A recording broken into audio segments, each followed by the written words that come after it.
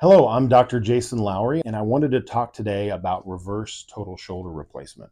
The difference between a shoulder replacement and what we call a reverse is that the relationship of the head and ball of the ball and socket of the shoulder is actually flipped around or reversed.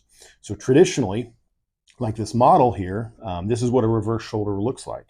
And you can see on the arm bone here, normally the head ball is part of the arm bone. Like this portion of the model that's interchangeable, this head ball is a traditional shoulder replacement that sits on the top of the arm bone. Whereas it's flipped around or reversed to where the head ball is now on the socket location and the socket is attached to the stem, which is normally where the head ball is. And patients do really well with this because it changes the mechanics of the shoulder, so the rotator cuff doesn't have to work anymore. And the muscle that moves the shoulders primarily our deltoid, which is our strongest shoulder muscle. So if you're having issues with your shoulder, have been told that you have rotator cuff tears and arthritis in your shoulder, please come see me at our Arlington, Mansfield, and Midlothian locations.